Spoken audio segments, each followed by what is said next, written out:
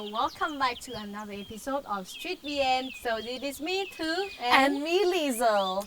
And we are here to talk about something that we've been looking at for a long time, and it's a very special time of year for it. And this is also one of the reasons that we come to the northern area, right? To see of the rice field ripen, right? Yes. It's in full ripeness, I suppose. It's yellow, just like us today. So, for your information, all the rice field in the northern area is only ripen 2 seasons in the year, which is one is June and the other is September, right? Ooh, right. Yes. And now, me and Liesel, we are going to lead you to a real ripe rice field, and you are going to see what it looks like, right? Absolutely. Are you excited too? More than anything. Wonderful. We're also going to take a look at some extra grammar and vocabulary related to this amazing, amazing resource you have here in Vietnam. But before that, take a look at our introduction to today's topic. Yes. Let's go. Vietnam northern mountains provide a wealth of inspiration to photographers. The region attracts tourists for its unexplored beauty and winding terrace fields nestled in the valleys and the mountain slopes.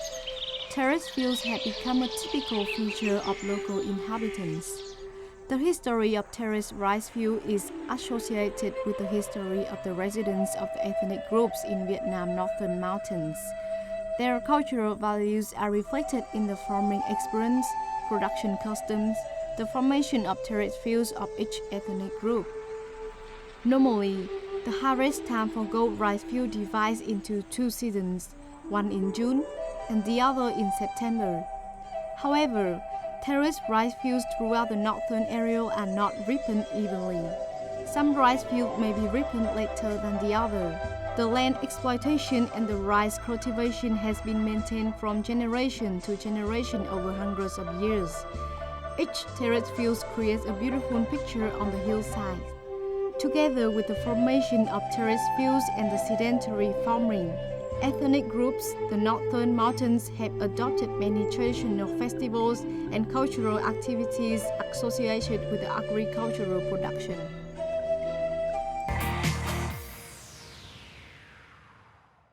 So Liesel, look at these rice paddies here. I know, I'm so excited. We have been driving past countless rice paddies, and I'm so excited that we can finally stop at one and talk about it and have a lesson about some words related to rice paddies. Amazing here. Oh, and Liesel, as I mentioned before, this rice field is actually cultivated and we can harvest it during the June and September, right? Right, so there's 2 harvesting seasons. Yes, right. Right, so how can you tell when the rice is ready to harvest? So you can see that when the rice straw is ripened and it has a yellow color, then it is ready for the time to harvest. Like us, right? Yellow today. Today we're matching the rice.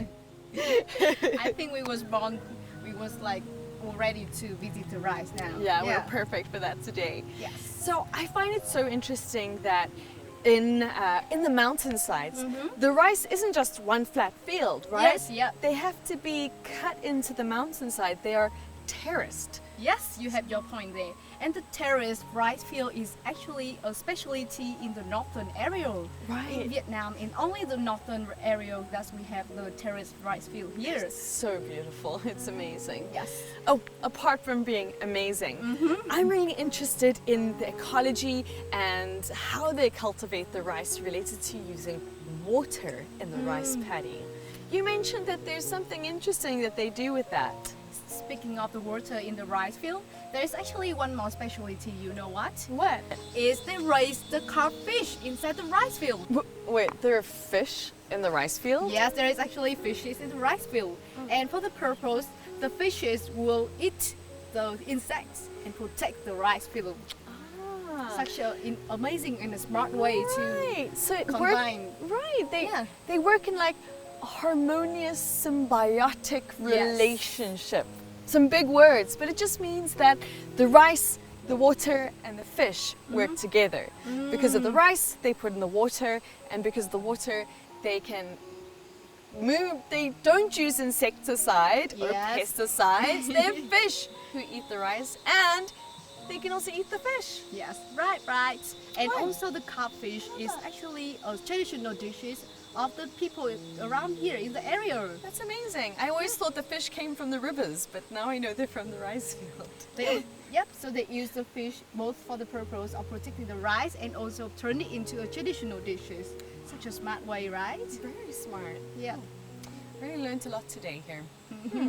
So Liesl, I would like to remind you this. Are you gonna share with the audiences your grammar or not? I totally forgot about that. Okay, Yes. I was just so interested in what we were talking about that of course I want to share the grammar with you guys. And Yes.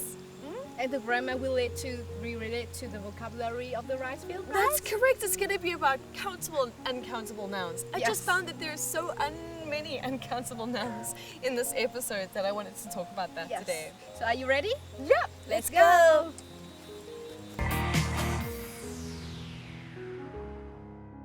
Liesl, before we sharing the grammar to the audience, we are turning into our farmer now. See?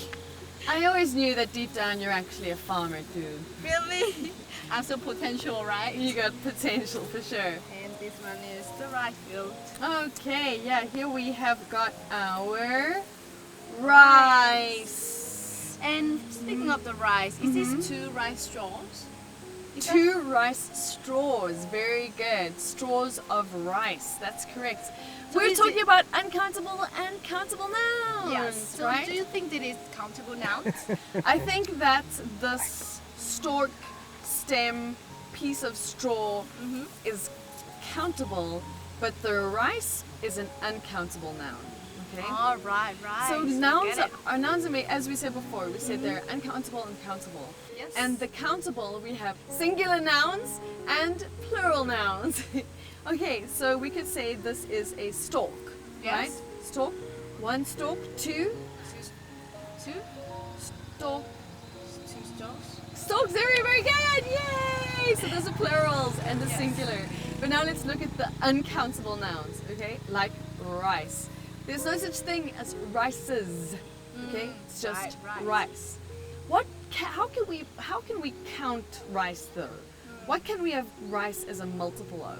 Like we have water, and water is a noun and is uncountable, right? Right? But in order to count water, we could say, I have 2 bottles of water. Okay?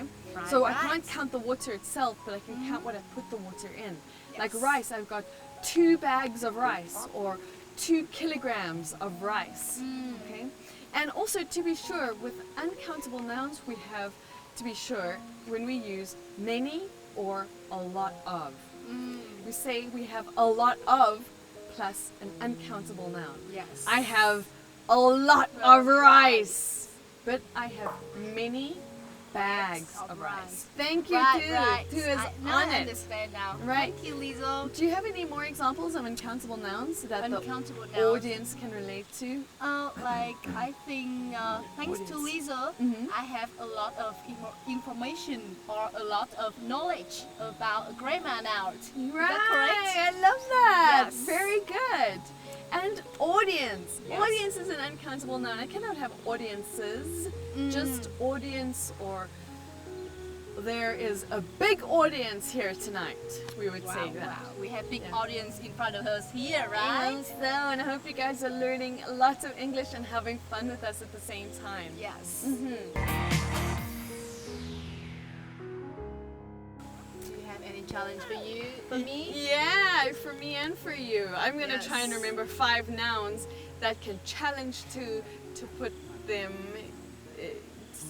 if she can see if they're countable and uncountable, okay? So I'm going to give her a noun in singular form, or not, Yeah. and then she's going to put into plural. So let's go. Sure, challenge accepted here. I love it. I love her attitude of being like challenge accepted every time. I love that. Okay, first Okay. one, fish. Fishes. That's an interesting one. In some Really? countries, they would say that fish is uncountable. Oh. But like in my country, and I know some others, they say that it is countable. Really? So I think it's quite strange to say fishes, but apparently it's accepted in some places. I thought we can say like 1 codfish, 2 codfish, 3 codfish. Like that? No? Yeah, I mean you can, but I'm just letting you know that in like say an American accent, they'll say it's incorrect. So it depends if you're following British or American English. Sure. Maybe I'm a British person. I don't know. Just kidding. Yep. Right, What's next the next one. Money. Money. Stay the same. Money. Yes. Like a lot of money. A lot of money. Uncountable now. Unless you're talking about groups of different currencies. Monies. Oh, and especially speaking of money, is like coins, and we say coins. Right? Very good. Countable nouns here. Correct. I love it. And note. Notes. Banknotes. Banknotes. Right. Right, which we only have in Vietnam. You don't have coins. Yeah. Very interesting. All right, so we have that was 2. 2 already. Field. Field, and we say fields. Very good. That was an easy one. 2 fields. Very good. And leaf. Leaves. Yes. Remember, when you have a plural, be sure if it is a plural noun, be sure you know how to end that noun off. And when you're learning new nouns in general, be sure to check: is it uncountable? Is it countable? And how do I change it to be plural? Yes, right. And we also have to pay attention to the ending sounds when we say plural, right? Correct. Yeah, like lip, leaf, and lips. Right. Perfect. Very good. Okay, one more. One more. Fruit. Now, fruits. Easy go. It's kind of, but we'd say you have a bag of fruit. Will you please buy me some fruit and vegetables? But when we have different kinds of fruits, there will be fruits. Right, so generally you talk about fruit like this general thing of lots, I'm so sorry, No worries. smacks, hits, accidents. But I think I made a mistake and you just... No, that's not how we help people. We do not help people through hitting them. We help them by telling them to keep repeating and working on their studies. And that's what you guys have got to go do, right? Yes.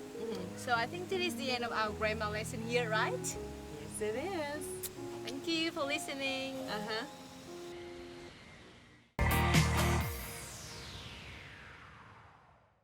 So Lizo, is this the end of this episode, right? Oh, it's a pity because I feel like there's still so much to learn about the rice here in the northern areas. Are you having a good time here? Absolutely. How about you? I'm having a very good time watching all this view, right? So audience, don't worry because this is just our first experience in this trip in the northern area, right? Right. Yeah. So we've had some amazing stuff going on. We've learned about rice, and I'm sure we're going to eat some rice. But audience at home, it's not over yet. Keep on practicing and looking over your vocabulary, and also trying to make your own sentences with your own experiences. Yes. So you keep studying, and we keep experiencing all the northern area, the ethnic minority, right? Absolutely. Yes. So let's go, and looking forward to the next episode. See you guys soon. See ya. Bye.